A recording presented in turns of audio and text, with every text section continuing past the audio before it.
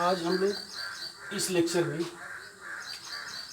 Cytology का structure of chromosomes के बारे में पढ़ेंगे। साइटोलॉजी का जो टॉपिक है वो क्या है, स्ट्रक्चर ऑफ क्रोमोसोम्स के बारे में पढ़ेंगे। ध्यान दीजिएगा, ये 10th के भी लिए आवश्यक है और 11th का जो पढ़ा जाएगा। 10th में भी ये टॉपिक है, इसको याद रखिए। क्लास 10th में भी है, 11th का तो है ही। स्ट्रक्चर ऑफ क्रोमोसोम्स में सबसे पहले आप ध्यान दीजिए, ये स्ट्रक्चर ऑफ क्रोमोसोम्स सबसे देखिए, इतने हिस्से को ये इस इधर के हिस्से की इसको हम क्या कहते हैं, टीलोमियर्स कहते हैं। और इसमें क्रोमोसोम्स का ये मैट्रिक्स का है और इसका जो बाहर का कवर है उसको हम पेल्किल कहते हैं। और जहाँ पर दो आर्म्स एक ये और एक जुड़ते हैं उसको हम कहते हैं प्राइमरी कंस्ट्रिक्शन या सेंट्रोमियर्स कहते हैं। जहाँ पर दो आर्म जुड़ते हैं उसको प्राइमरी कंस्ट्रिक्शन या सेंट्रोमियर कहते हैं। क्या कहते हैं? Centromeres, CENTROMERES। जहाँ जुड़ते हैं उसको सेंट्रोमियर्स या प्राइमरी कंस्ट्रिक्शन कहते हैं। एक है जो आपका क्रोमोसोम्स है वो थ्रेड यानी कॉइल्ड है, ये उसको क्रोमोनीमेटा कहते हैं। और उस पर जो स्थित है उसको क्रोमोमियर्स कहते हैं, या क्या कहते हैं? क्रोमोमियर्स कहते हैं। और इसके इस बड़े वाले रीजन एक नार होता है जिसको कहते हैं न्यूक्लियर ऑर्गेनाइजन रीजन कहते हैं। ये आरएनए, राइबोसोमल आरएनए का सिंथेसिस करता है और ये टर्मिनल एंड सैटेलाइट कहलाता है। अब इसी का डिटेल देखिए।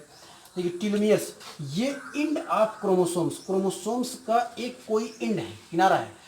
काम क्या करता है? क्रोमोसोम्स को आपस में, मतलब क्रोमोसोम्स जो आपस में जो कॉइल्ड है उस कॉइलिंग को रोकता है, यानी लिखा है क्रोमोसोम्स को आपस में जुड़ने नहीं देता है, ठीक, कॉइल नहीं होने देता है।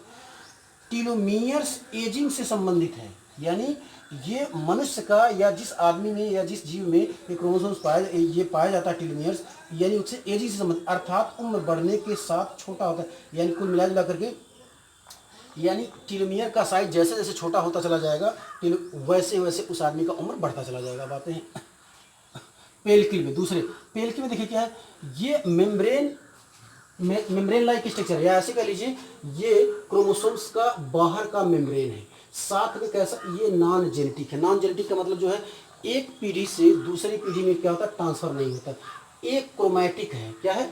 एक क्रोमैटिक है, अर्थात इसका स्टेनिंग नहीं है। अब आते हैं मैट्रिक्स, ये जेल लाइक सबस्टेंस है, फिल्ड इन क्रोमोसोम से भरा होता है, जो नॉन जेनेटिक है, एक क्रोमैटिक है। ध्यान रखिएगा, एक क्रोमैटिक में जिसका स्टेनिंग नहीं होता, नॉन जेनेटिक का मतलब एक पीढ़ी दूसरी पीढ़ी में ट्रांसफर नहीं होता। मैट्रिक्स में भरा क्या रहता है? H2O, एंजाइम और मिनरल से भरे रहते हैं। अब तीसरा आते हैं क्रोमोनीमेटा, इसे देखिए फिगर बना, क्रोमोनीमेटा ये कैसा है? ये हेरिडिटरी है या जेनेटिक पार्ट है, ध्यान रखिए, अर्थात इसको एक पीढ़ी से दूसरी पीढ़ी में ट्रांसफर किया जा सकता है। करेक्ट, क्या है? ट्रांसफर किया जा सकता है।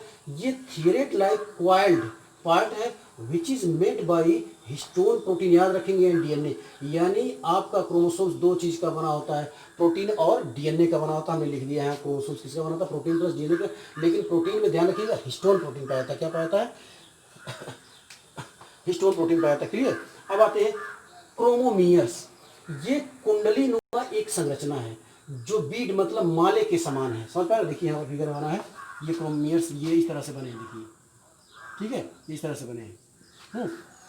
एक कुंडली नुमा संरचना जो बीड के समान है, कंडेंस्ड है, सिकुड़ा हुआ। तो क्रोमोमियर कंडेंस्ड क्रोमोसोम्स में प्रेजेंट, जो क्रोमोसोम्स कंडेंस सिकुड़ा हुआ था, इस तरह से कॉइलिंग होती है, इस तरह उसमें पाया जाता है।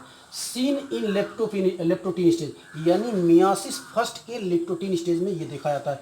इन क्रोमोसोम्स जीन आर प्रेजेंट, जानते हैं क्रोमोसोम्स जीन प्रेजेंट होते हैं। अब आता है सेंट्रोमियर्स, सेंट्रोमियर को क्रोमोसोम्स पॉइंट भी कहते हैं या इसी को काइनेटोकोर कहते हैं। काइनेटोकोर नाम इसलिए जैसे दो प्रोटीन डिस्क होते हैं, या इसी का नाम प्राइमरी, इतने नाम है इसके।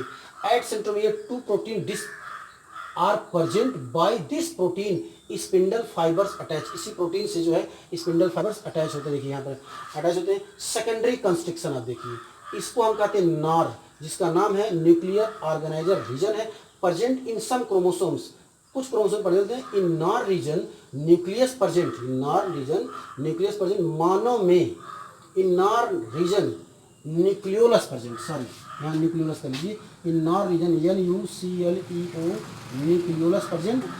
मानव में 13वें, 14वें, 15वें, 21वें, 22वें नंबर के क्रोमोसोम्स में नार पाया जाता है, ये ध्यान रखेंगे। अब इसके बाद अगले वाले लेक्चर में आपको न्यूक्लियस पढ़ाया जाएगा।